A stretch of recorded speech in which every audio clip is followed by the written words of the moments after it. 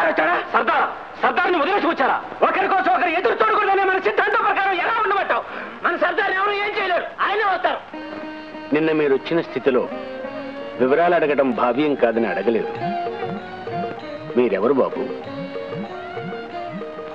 పర్వాలేదు, చెప్పు బాబు. ఈ ఆశ్రమంలో అసత్యానికి చోటు లేదు. ఏ పరిస్థితిలోనూ ఎవరు ఉన్నా ఎవరు పోయినా మనమెవరిమో ఎవరికీ తెలియకూడదు. కన్న తల్లిదండ్రులకు భార్య బిడ్డలకు ఏ రక్త సంబంధానికి తెలియకూడదు. ఇదే మన రక్త ప్రమాణం.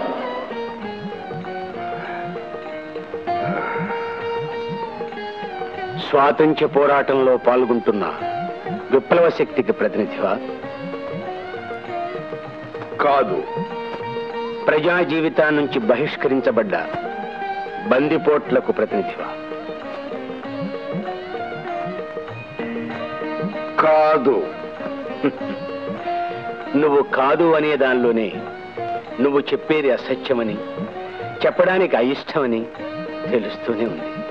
నిజం బాబా, మీరు చెప్పేది నిజం.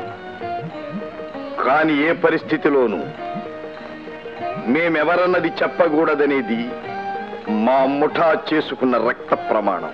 ముఠా? ఏముఠా? బాబా, అవసరం వచ్చినప్పుడు, చెప్పవలసిన పరిస్థితి ఏర్పడినప్పుడు నేనే మీకు సత్యం చెప్తాను. కానీ ఇది మాత్రం సత్యం. మేము చేసే పని మన దేశానికి, మన ప్రజలకు ఉపయోగపడేది. అంతే.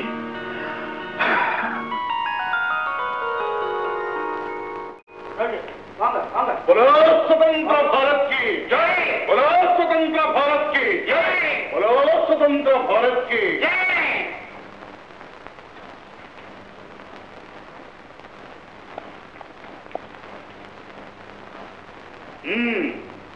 ఏమిటివి? చండాలు. बोलो स्वतंत्र भारत की जय, भारत की जय. మీరు హింసావాదుల అహింసావాదుల? మరి ఈ విప్లవం నా విప్లవమా? మా తలకాయ మాదే ఉందండి విప్లవం. అందరూ పొట్టల చేతిలో కూర్చు తిరుగుతున్నారు, మేము ఈ జెండాలు భుజానేసి తిరుగుతున్నాం. భుజం మీద జెండాలుంటే చందాలు బాగా వసూలవుతాయి. డొనేషన్స్. మరి మీకు స్వాతంత్ర్యం అక్కర్లేదా?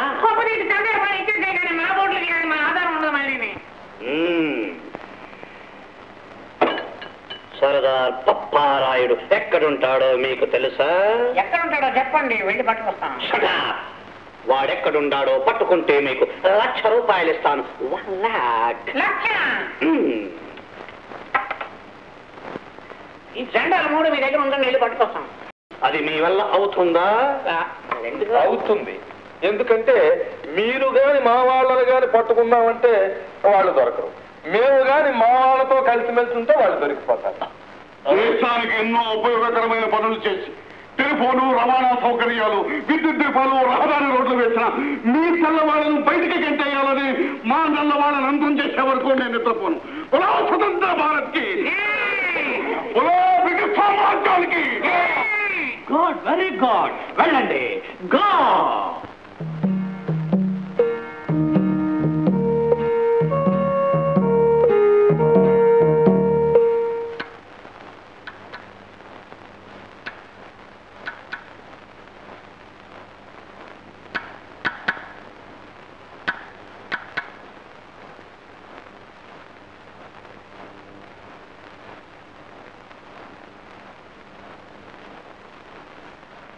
నేను ఇక్కడున్నాను మీకెలా తెలుసు? ఆ రోజు రాత్రి నీతో పాటు నేను ఇక్కడికి వచ్చాను, కానీ చీకట్లో గుర్తుపట్టలేకపోయాను.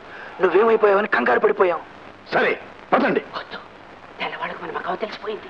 ఎక్కడెక్కడికి వస్తామని మేము ఎంతో భయపడిపోయాం. నువ్వు ఎక్కడే ఎవరైనా చూస్తే ప్రమాదం. నీకు ఇదే ప్రమాదం నేను చోటు. ఎప్పటి విషయాలు అప్పుడు నీకు తెలియజేస్తావు. నువ్వు అక్కడికి రావడానికి వెళ్ళలేదు, ప్రస్తుతానికి ఇక్కడే ఉండు. వెళ్ళు, ఎవరైనా చూస్తే ప్రమాదం. వెళ్ళు. సరే, జాగ్రత్త. ఏమండి? ఎక్కడికి వెళ్ళొస్తున్నారు? అబ్బే ఎక్కడికి లేదే. వెళ్ళిపోవటానికి ప్రయత్నిస్తున్నారా? అబ్బే లేదండి. చెప్పకుండా వెళ్ళిపోతే ఏం చేస్తానో తెలుసా? ఏం చేస్తారో చెప్పండి. కూర్చుని ఏడుస్తా. ఓ పోనీ చెప్పే వెళ్ళాననుకోండి, అప్పుడేం చేస్తారో చెప్పండి. వచ్చేంత వరకు ఎదురు చూస్తుంటా. ఓహో, అయితే వెళ్లకుండా ఇక్కడే ఉండిపోయాననుకోండి, అప్పుడేం చేస్తారో చెప్పండి.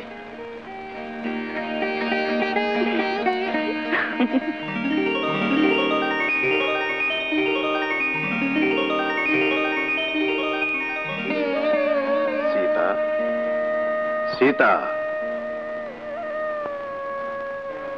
తొందరపాటు అనర్థాలే కాదు, ఒక్కొక్కప్పుడు మంచి పనులు కూడా చేయిస్తుంది. నన్ను నమ్మి నీ జీవితాన్ని నాకు అర్పించావు. నేను నీ జీవితానికి న్యాయం చేస్తాను.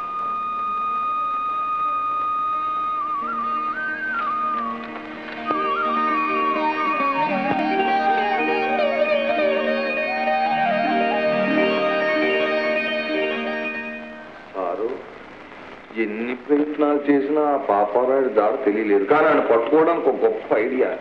మనం గాని ఆడి తల్లిని గాని పట్టుకుని చంపేయడానికి ప్రయత్నం చేస్తే నిన్ను పట్టుకోవడానికి మీ అమ్మని హింసిస్తున్నారు.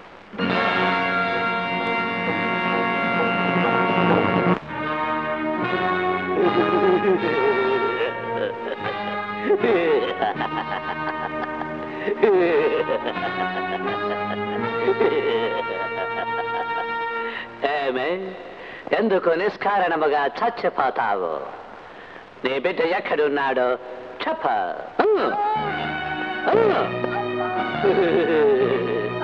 ఎప్పుడైనా చెప్ప. చెప్పను. పప్పారాయుడు ఎక్కడున్నాడో చెప్ప. నా ప్రాణం పోయినా చెప్పను. ఎప్పుడైనా చెప్ప. నీ బిడ్డ పప్పారాయుడు అవునా కాదా? కాదు కాదు.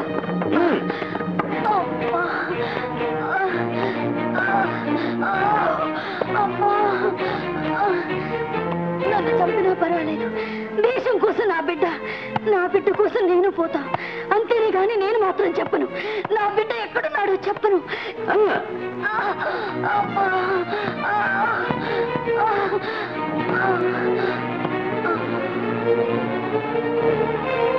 సార్ చచ్చిపోయింది.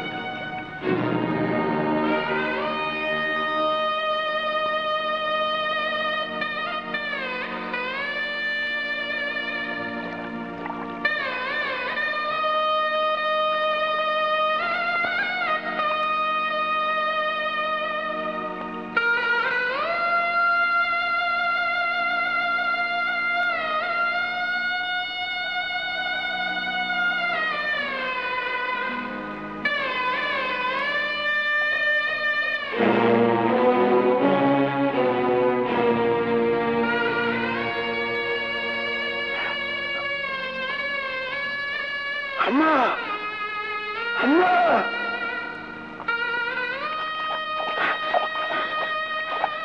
అమ్మా, అమ్మా, అమ్మా, అమ్మా.